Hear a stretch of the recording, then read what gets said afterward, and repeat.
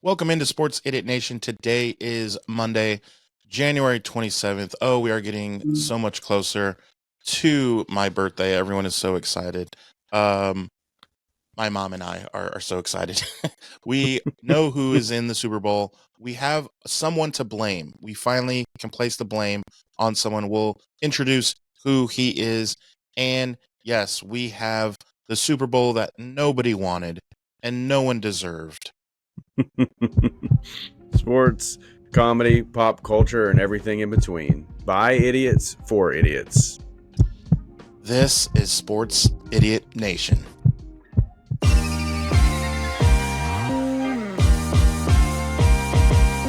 Sports, comedy, pop culture, and everything in between.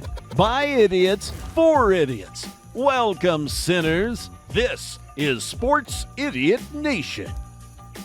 Yes, welcome in to your weekly recap show. We come to you live every Monday and Thursday. This is Sports Idiot Nation. Welcome to all the sinners. I am Adam Marino, as always, joined by Mr. T.I. and introducing Dave, Mr. Dave Affolter. Big shout out to Dave because I'll give you the quick rundown. He is basically was a big time mentor for A1 miles behind enemy lines. He is still in the process of moving to Elm, Texas, and he will join us again soon in 2025. What's up, broski? But one of his mentors is Dave Affolter, and he lives in where Miles is from and where I preside in Indiana. And he's got the craziest story, T.I., that you have ever heard. And it is absolutely the reason that the Chiefs, why the fix is in for the Chiefs. It's like Great. Spygate like no other. It's good, it's juicy. Before we get into that, I want to ask you guys about the games. And Dave, I'll start with you as just football guy. Like that meme, real chill guy. Dave's like football guy, like hands in his pockets, like just real chill guy, just real football guy.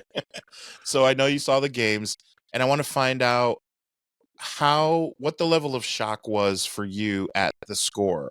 And did you have Philly, Vegas had them winning by a lot. And I say a lot because in the NFL, anything more than 5 is a lot to me. Yeah. And Vegas had that. What were your thoughts on that first game in the city of not so brotherly love? Yeah, the Eagles, I mean, they're playing good football right now, and they're a tough team to beat, as everyone has tried and come up just completely failed in it. Everybody's coming up short against them, and now they're going up against the Chiefs, right? So obviously it's going to be a good matchup. I'm gonna be rooting for the Chiefs, but we'll see. Were you surprised that it was 55? I mean, that they more than doubled their score? Is that what you had on your bingo card? The Commanders were an unknown for me, coming into this game with a rookie quarterback. And I just said, hey, like, this is going to be their first time going up against a team that knows what they're doing and knows how to, win and get to the Super Bowl, obviously. So I figured that they were going to be up against a tough matchup in the Eagles. But I thought they would, from the way they were playing going into it, I thought the Commanders would make a game out of it. And it just didn't happen.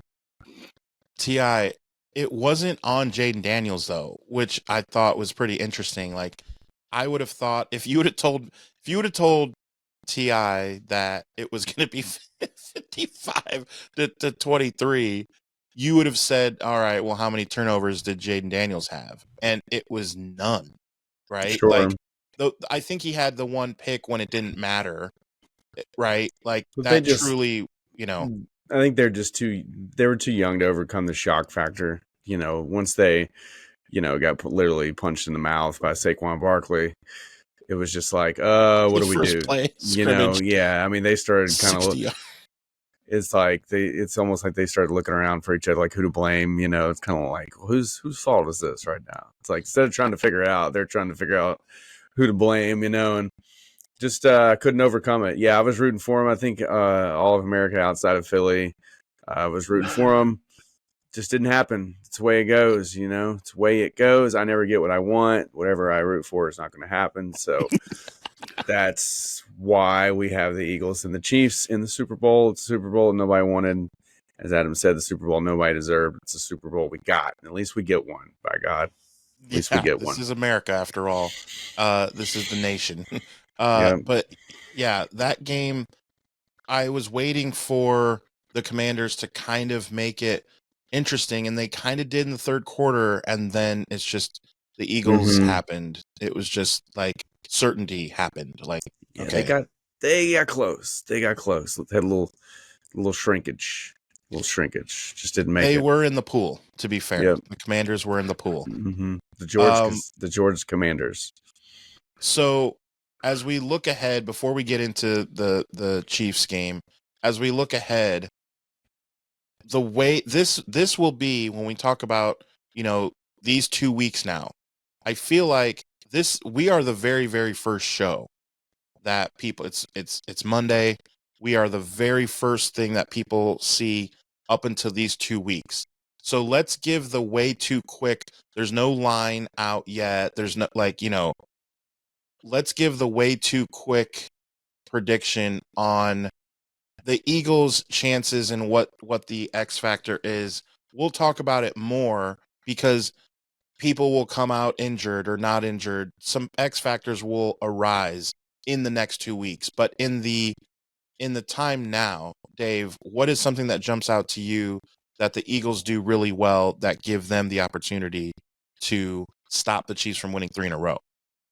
Yeah, I think you've already mentioned it, Saquon Barkley. You know, that run game that they have has elevated their team completely to a team that is capable of winning a Super Bowl. That has been the biggest change I've seen in that team, has been the addition of that kind of an explosive run game. The ability to keep Mahomes off the field. I mean, right? Yeah. Just ball control. Yeah, and moving down the field and putting the ball in the end zone. That's what the Commanders didn't do. You know, in their first 4 drives down the field, they weren't getting into the end zone. They were kicking field goals. So, you know, being able to move the ball down the field and then finish is going to be important to any team in the playoffs. But going into the Super Bowl, going up, you know, a score against the Chiefs is going to be important, you know, and it's going to play out later in the game once you get into the fourth quarter. Those early possessions where you were getting points on the board are going to make a difference. Yeah, for sure. T.I., do you add anything different that gives the Eagles a shot? I mean, yeah, I mean, it's obvious, Saquon. I mean, anytime you take out Kenneth Gainwell and put in Saquon Barkley, it's an upgrade. And I mean, dude has just been on a tear, especially in the playoffs. I mean, from last week to this week. But I mean, they also, I mean, they don't get a lot of credit for it, but I mean, they're good defense. They get after the quarterback. Mahomes has proved to not be the Houdini escape artist that he typically is in the past. So if you send the right pressure after him, I mean, you can rattle him. But yeah, I don't know. I mean, I think Philly's run game stands out. They obviously have receivers. The tight end with Goddard, when he's healthy, is hard to beat. So, as Dave said, they've got all the pieces to win a Super Bowl. I mean, they're capable of it. It's just they have to beat Mahomes. They've got to beat Kelsey. Slay the dragon. They've got to beat the refs. They've got to beat Kareem Hunt. You know, I guess, you know, Kareem Hunt. Well, you know, now they've got Pacheco back too, so they're mixing it up. So I mean, you know, they've got a lot of weapons. So Worthy, Hollywood Brown, DeAndre Hopkins. Got some speedsters. DeAndre Hopkins. Who's that guy? I don't know. I don't know. Can you imagine if the Titans had a guy like that? How good they could be? Yeah, man. Maybe AJ Brown. Good. Man, if they had AJ Brown, they would be a good team. Imagine if they had AJ Brown and Derrick Henry. So I got to point out something. T.I. has well over 30,000 followers on Facebook. Follow him at Titans Idiot Nation. The reason I want to bring that to your attention is because you really did make me laugh out loud earlier when you had a picture of, and you can go to Facebook right now and check out Titans Idiot Nation, and you'll see a picture from yesterday, and it's Saquon Barkley, and he's just ripped. And you say something like, man, this guy, can you imagine the Giants just letting this guy go? A specimen of a running back. It's so terrible that the Giants let a running back like this go. And the underlying such humor of that is obviously that you're really talking about the Titans and how could the Titans let Derrick Henry go? Yeah. And that is so funny. Like, when you're like, it's almost like you could do that with a DeAndre Hopkins or AJ Brown. I did one with AJ Brown, and some bozo commented on there, told me to stop stealing other people's content, and said this has already been done like however many times in the past 2 weeks or something like that. I'm just like, who is this guy? I'm like, all right, cool, bro. Someone peed in his checks mix. He'll be all right. Yeah, but I was just like, I don't know what you're talking about, man. I'm not like scouring the very small, dark, secluded corner of Titans content creators on the internet trying to find find material. I just can't come up with anything to post. Let me see if I can just find somebody and steal their content for making content for a team that nobody outside of Nashville cares about. Right. So again, like I said, follow Ti at Titans Idiot Nation and follow us at Sports Idiot Nation. Now, I want to get into Dave's story a little bit before we get into the Chiefs. So I met Dave.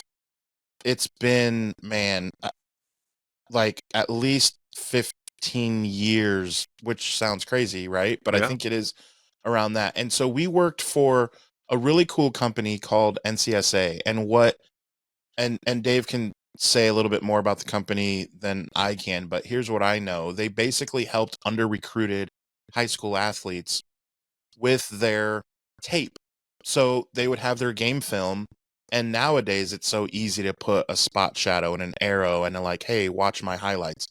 But back in the day, it was way more difficult to edit all that stuff. It just was. We didn't have CapCut. We didn't have all of that stuff. And so Miles was working for the company, and I wanted a part-time gig, and he said, hey, you have a computer, why don't you, and I got linked up with Dave, who had trained Miles on all that stuff. And so the three of us had worked kind of together on getting people's high school video of it's volleyball, basketball, football, soccer, almost you name it. And so we would put the spot shadows on, and that's how we got paid per video or whatever. And Dave was like, when I say Dave was the king of that, like, you don't even understand. Like, if T.I. is the king of Titans idiot like fandom, then Dave is like the king of editing and high school and especially football is like his thing. So that's king, how we connected, and we worked on a couple projects poor in Dave, the meantime. that poor analogy, he just got compared to being an idiot. So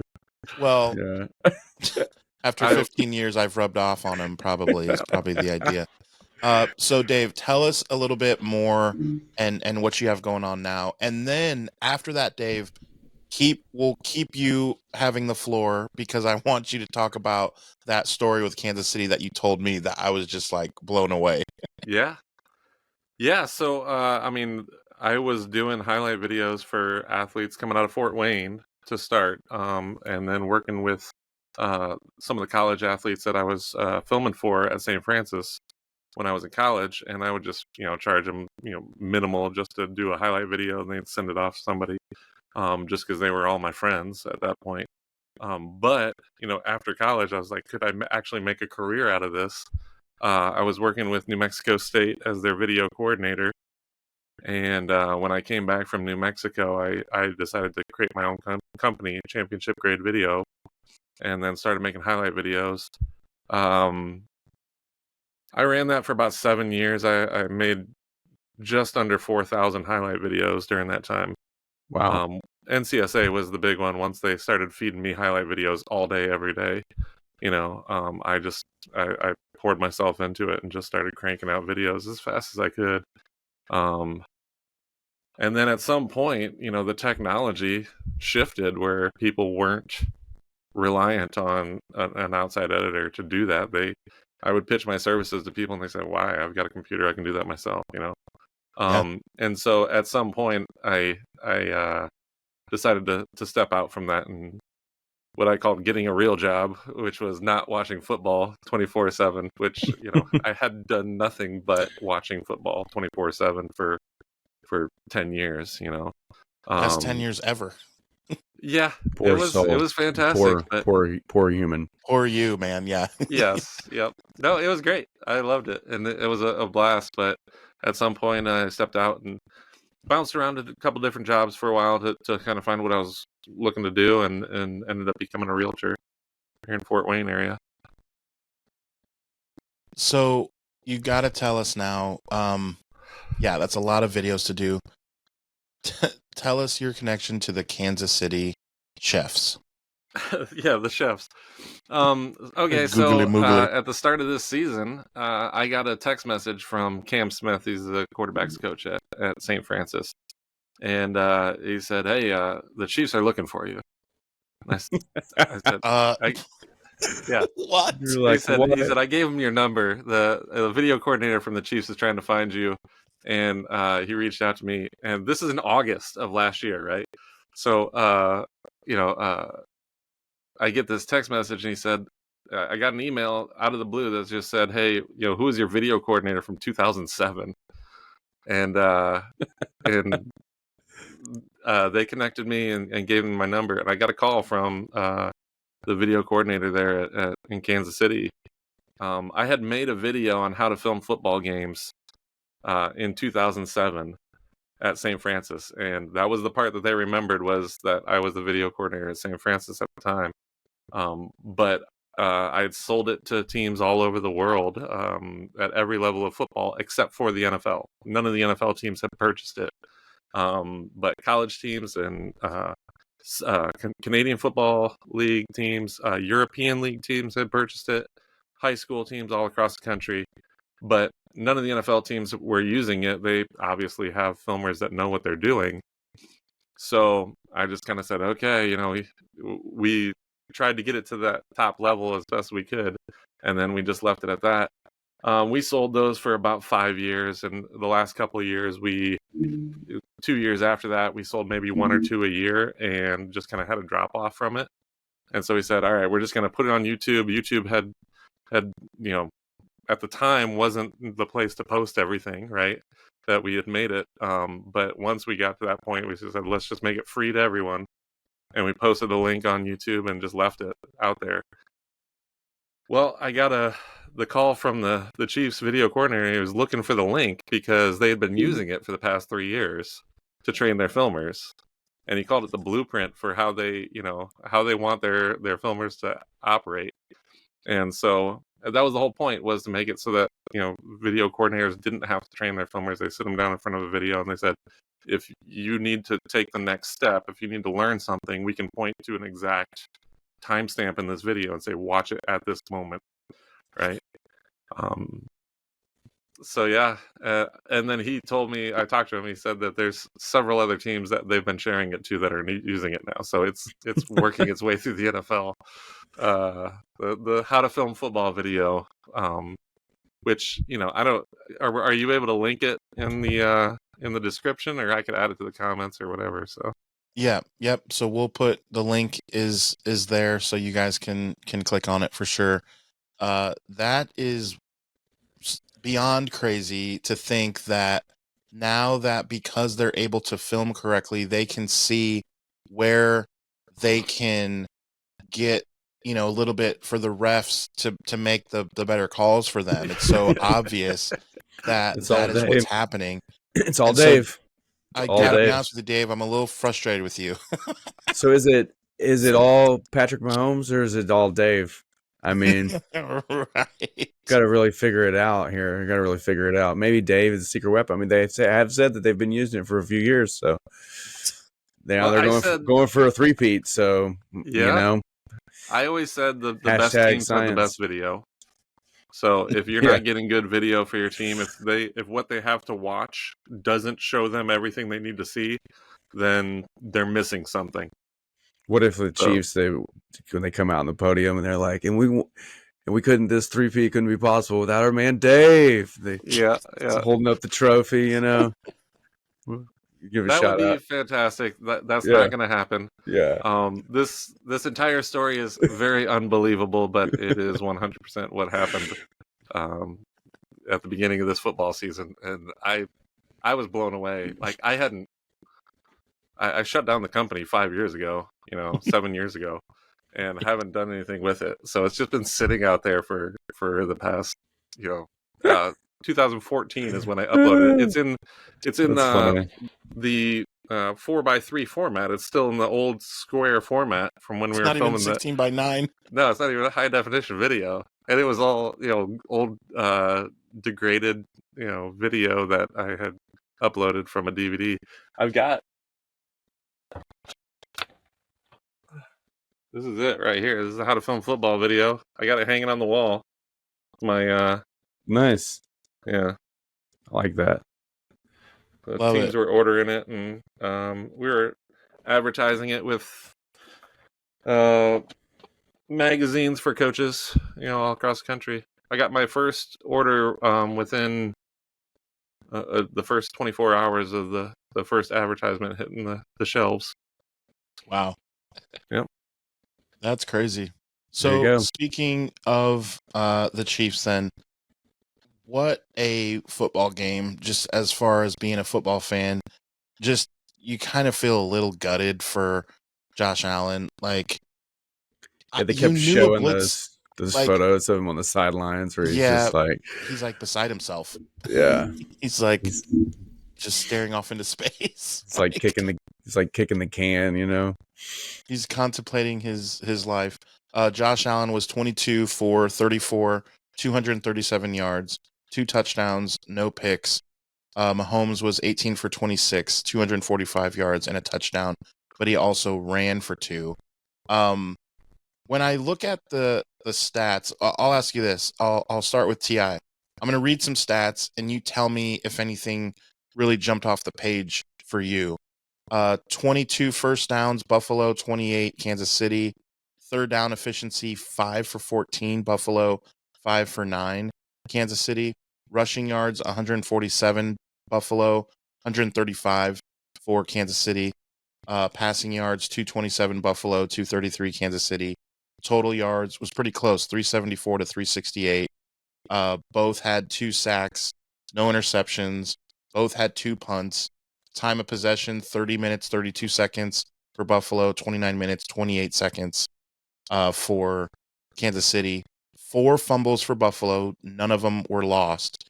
And Kansas City had 1 fumble, and it was lost. I mean, to me, that's pretty close. But did anything jump out to you, Ti? Yes, there is one thing that jumped out that Kansas City has Taylor Swift and Buffalo does not have a Taylor Swift. And so I think that was the deciding factor is the Taylor Swift factor. And Kelsey's mom. Mm-hmm. It's like Stacy's mom, but Kelsey's mom. Kelsey's mom has got it going on. Yeah, basically. I mean, she has 2. Yeah, no. pretty good friends. I mean, you got to get off the field on third down. You can't 5 for 14 was, Yeah, was you Buffalo's can't. offense. Yeah, you can't give them. You can't keep giving them chances. You can't basically keep giving the ball back to Kansas City, and you got to be able to control the clock on the ground, especially. So yeah, I mean that's just it. They did enough to win it, but you have to play a perfect game to beat Kansas City. And in the NFL, it's very hard to play a perfect football game. Even if you play a perfect football game, it's not going to be perfect. So here we are. Like I said, football, the Super Bowl that none of us wanted, none of us deserved, but it's right here at our doorstep, like a flaming pile of dog crap right there for us to enjoy. Dave, on that 4th down, Mhm. that the tight end, I think it was at Kincaid, that had a shot to it was in his breadbasket. I know it was awkward. I know that Steve Spagnuolo sent the corner blitz which you knew a blitz was coming. He sent everybody. He had sent people from the stands on that blitz. It was like the whole and world you was knew coming. that. There is not a if we three idiots know that, the Buffalo Bills offensive linemen know this. And just no team, the 49ers last year in the Super Bowl, the Houston Texans last week, like no team in the fourth quarter has a chance against Steve Spagnuolo. I just don't understand how that works. And all that, Josh Allen just heaves it because it's fourth down. And just like, I don't know the play call. I don't know, but why the tight end was just there with no one around him to just catch it, and he dropped it like a la Mark Andrews. Like, which by the way, did you guys see he like posted on Instagram like a heartfelt like I'm sorry, like I'll be better. Like I just kind of like the fact that he even had to do that because there was like death threats and stuff. Bro is like a scapegoat. Like, come on, man. He wouldn't. They wouldn't even be. They wouldn't have half the wins they have if it wasn't for him. He had 7 touchdowns in 2 months. I know. I know. You know, and Lamar Jackson played a pretty pedestrian, mediocre game, and but yet they're blaming it all on Mark Andrews for not catching a ball that was relatively low thrown. But hey, whatever. That episode is coming past, you know. Yeah. So. Anyway, so Dave, what were some of your takeaways from? Like I said, it really was a fantastic football game, just from the standpoint of watching football and being a fan. Yes. Yeah. The stats, I mean, the stats favored the Bills. Everything that you read there really kind of would indicate that the Bills would have won that game. But what it really came down to is, and you mentioned it previously in the show, was the ability to keep your opponent off the field, keep their best player off the field. And the Chiefs' play calling when the game is on the line, they find a way to keep the ball in their hands, get the first down, and move the chains, right? And I've seen it time and time and time again where they get down to the end of the game and whatever play call they draw up on 4th and 4, you know, or that crossing pattern where the guy's coming across the field with speed and Patrick just throws it to him and they get an 11-yard gain and all they need is 4. And you're just like, you want to rip your eyebrows out of your head. You're like, it's so frustrating. And Josh Allen sitting on the sidelines knowing that he's got a chance to come back on the field and make the game winner. And he's preparing mentally in his head. And then all of a sudden they just like, boom, just pull the plug right out from underneath him. And they find new ways to do that. There going, there's nothing I can do from the sidelines. Just just unbelievable for the way that it happens to Josh Allen year in and year out. He's never won a road playoff game. Patrick Mahomes, I don't even know what to say. In episode 15 with Johnny Dell, we talked about the idea that are the Chiefs, we talked through dynasties, the 49ers, you know, and we talked about, okay, fast forward to right now, you know, you talk about the Patriots, obviously it's almost like 2 separate dynasties they kind of had. But the Chiefs officially, even if they lose this game, are we willing to say, as a callback from episode 15, we said it's a wait and see because we weren't sure how the season was going to go. Well, now we know they absolutely are playing in the Super Bowl, even if they lose. Going to 7 straight AFC championship games and being in 5 Super Bowls, by definition, is that a dynasty? Yeah. What do you think, Dave? Yeah, if say they lose this Super Bowl, which I don't think is going to happen, but say they do lose, you'd have to say, okay, there's a better team out there, right? And it would take whatever that team is 3 seasons of Super Bowl wins to prove it. I mean, that's where they're at. They have set the bar to the point where they're saying you're going to have to win 3 straight Super Bowls to even say that you're better than us. And if they win the 3rd one, that's never been done. I mean, obviously where they're stepping into has never been done before. But winning 3 straight, they're going to sit at the top of the mountain. But I'm saying, even if they lose, right, Ti? Yeah, of course. I mean, they're at the point now where everyone hates them and everyone is tired of seeing them, and that's where the Patriots were. And I never thought a team could be more just despised and just sick to your stomach to see and keep winning than the Patriots. And now it's like, oh man, at this point, I'd love to see Tom Brady come back with the Patriots and win the Super Bowl, just so I can stop hearing about Patrick Mahomes.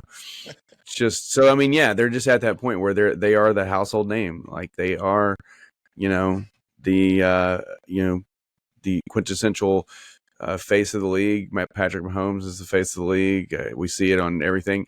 I was laughing at the new Doritos commercial. I don't know if any of you have seen it. The one where they have all the Chiefs around the room. And they're showing them, Worthy.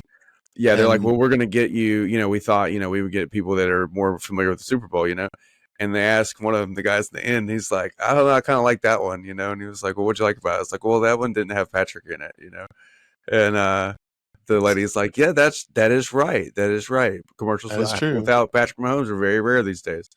Yeah. So Patrick's like, what? Yeah, so I thought that was pretty good. That's pretty funny, a little tongue in cheek there. Because I mean, Patrick Mahomes is, he's going to take whatever they offer him. We can't blame him for taking endorsements, but he himself has to know that people are tired of seeing him.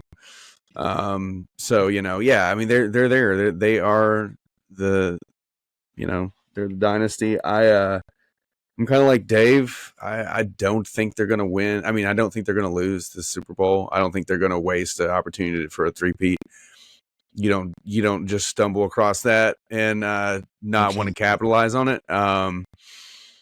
And oh man, I mean, I don't want to root for them. I'm definitely not rooting for them. I'm not rooting for either of these teams. I'm gonna be rooting for the Puppy Bowl. Maybe Rex beats out Team Spots this year. I'll flip back towards the end and see who went. No, I'm just kidding. I mean, of course I'll be tuned in, but I hopefully get to see Nick Sirianni crying. Not tears of joy, just crying because the Eagles lost. Again, not rooting for the Chiefs. Oh, man, just tough. It's tough no matter what. Yeah, it's tough. We've talked about how bad we hate Philly, just their fans and just Nick Sirianni, and we just don't have any love for the Eagles, and we would hate to have to give them props. But then also, we're tired of the Chiefs. Now, I will say, the Chiefs didn't have a Spygate. They didn't have a Deflategate. Sure. They didn't, you know what I mean? And Andy Reid truly is lovable, whereas Bill Belichick was never saying great googly moogly or fumblerooski. Like, I do think that Andy Reid, and I have some love for him because he was a Niner guy too, and he coached. He's good. You know what I mean? I think that's a little different. Yeah, I think he's arguably he's in the GOAT conversation for sure. A lot of people will want to. I mean, anoint Bill Belichick as the greatest coach ever, but I mean, Andy Reid's done it with multiple people. Bill Belichick really had the greatest there, and we don't really know. I guess we'll see what he does in North Carolina with the college kids. But I mean, do we know? I mean, do we really know how good of a coach Bill Belichick is? Really? I mean, I'm not saying that he's not a great coach because he is definitely, but I always consider Andy Reid to be just his equal, if not better, and I think he proves it every single season. Yeah, it doesn't have maybe the track record that the Patriots had at that time frame, but I mean, geez, if Patrick Mahomes keeps playing and they keep winning, then I mean, how can you not say that he's, if not one of, if not the greatest coach ever?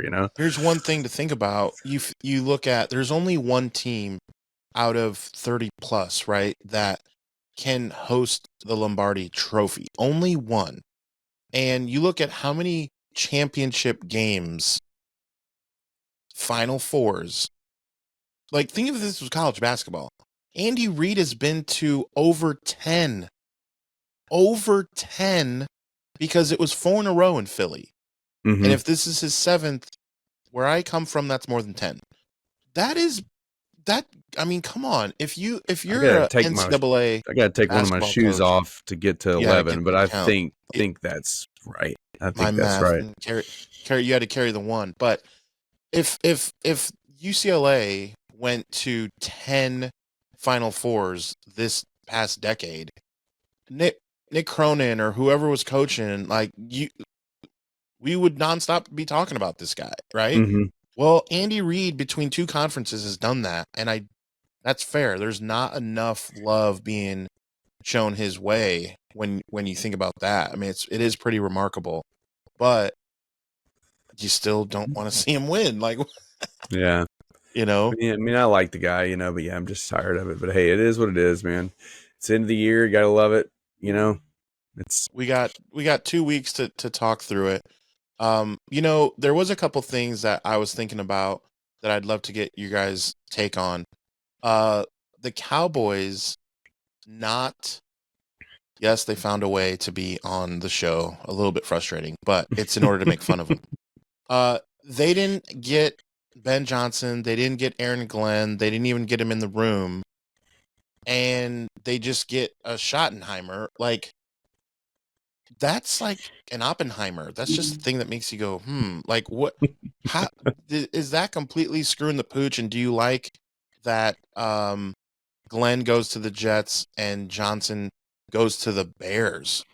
Dave, what did you think of that? Yeah, I try not to pay attention to the Bears or the Cowboys as much as possible. If you talk to Cowboys fans, they are poised to win the Super Bowl for next year already. So that's they have already won it. won. Actually, yeah, they have won it.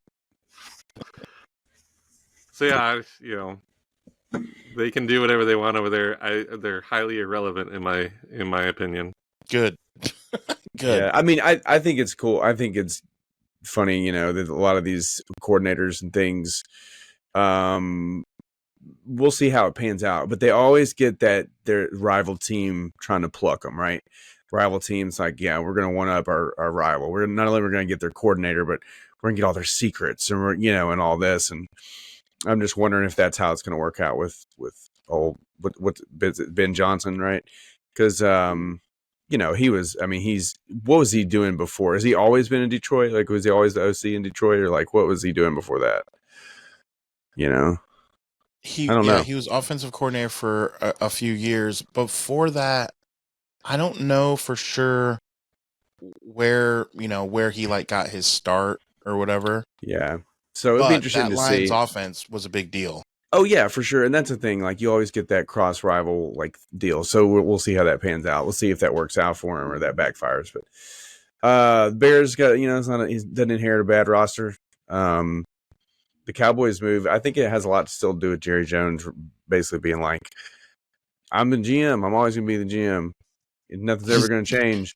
Can't get out of his own way. Nobody wants to deal with that, and be basically like a revolving door set up for knowing that you're going to just have a pretty cush job for about 5 years, and then you're going to be on the hot seat for about 2 years and then fired, I mean, it's pretty much everything there.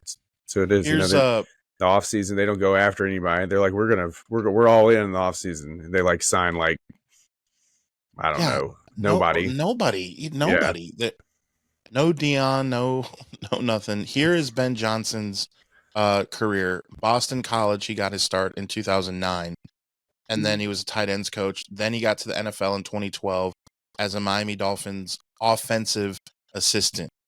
So whatever that Dolphins. means. Okay. Whatever that means. Offensive assistant. Then he was assistant quarterbacks coach until 2015. Then was still with Miami, their tight ends coach. That would have been like, was that like Mike Gesicki and all them? Or no? That's way... No. this is 10 years ago. Maybe. Did the Dolphins even have tight ends in those days? I don't know. He was there for a long time, so maybe. Yeah, so then was the assistant wide receivers coach, and then became the wide receivers coach in 2018, and then in 2019 came to Detroit as their quality control coach, then tight ends coach, then passing game coordinator, and then in 2022 became the offensive coordinator. So 2022 is the exact time frame where you could say Detroit became not a laughingstock.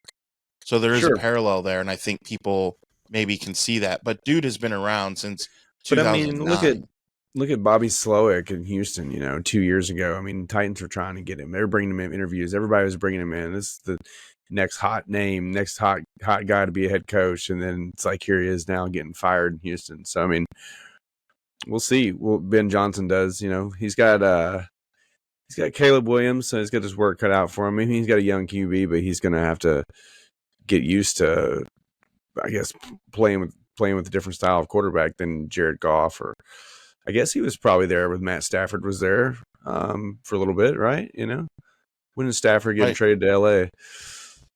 So I don't know. Right. No, he was definitely there. So he's definitely going to change.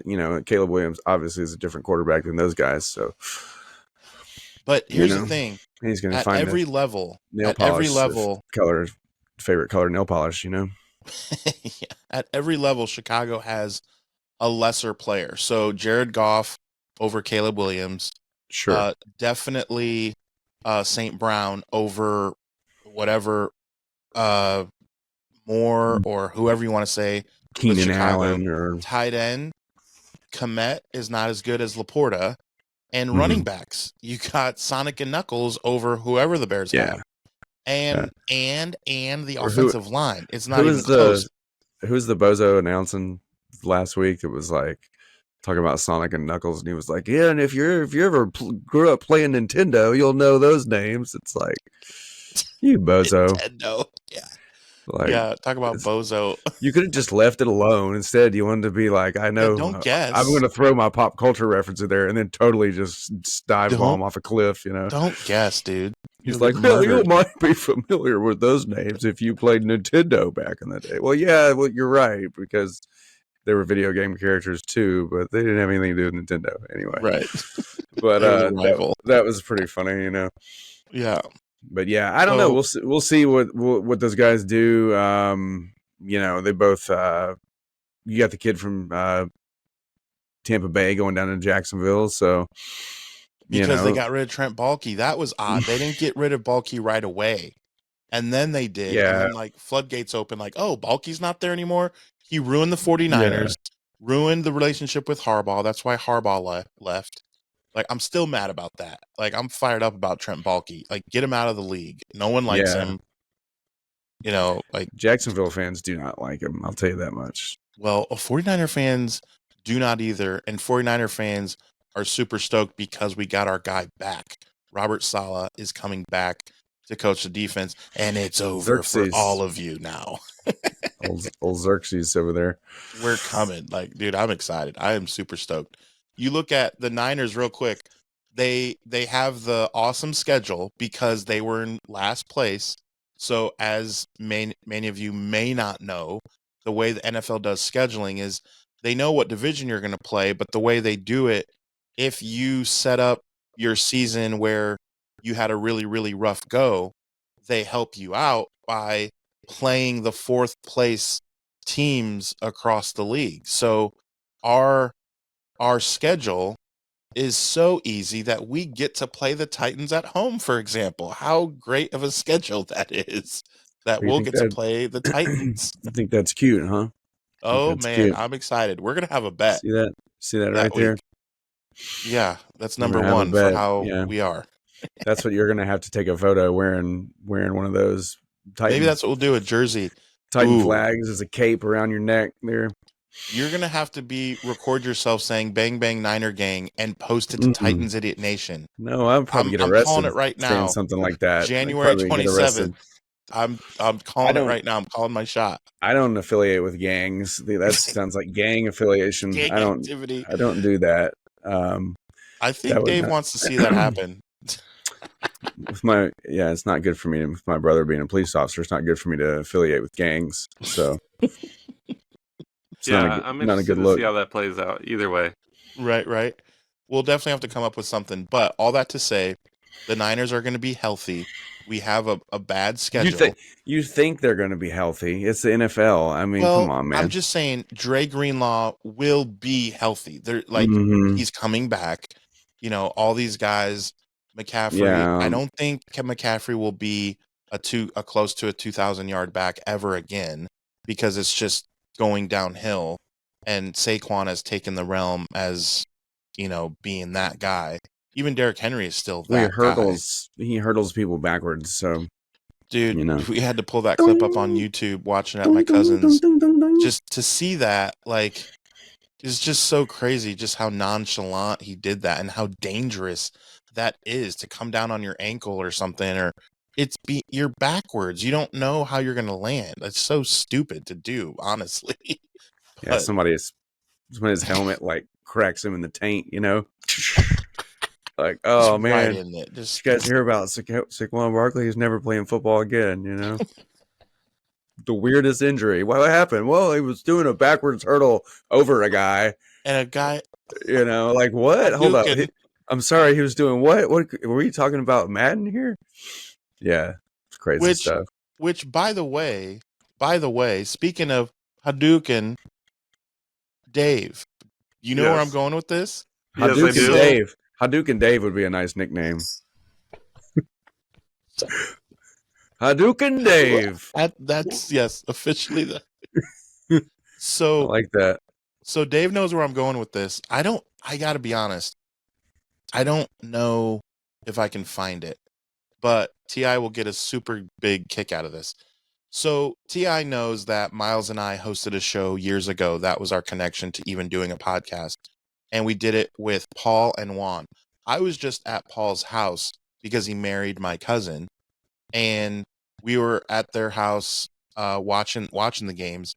And I was not the editor at that time that I am now, and I will never claim to be as good as a one Dave Affolter.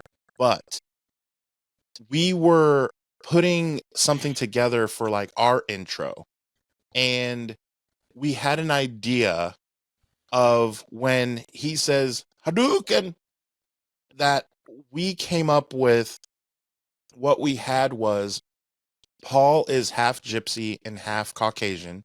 Miles is the whitest person you have ever met, so he's obviously Caucasian. I'm full-blooded gypsy, and then Juan was Puerto Rican and Mexican, so Puerto Rican or Puerto Mexican. And so what we did was we combined all that, and it was called Gypsican. When you put in all that stuff, and it sounds like Gypsican. And what we told Dave was like, all right, Dave, have fun with this. Can you make Ryu just do that and then have it say Gypsican?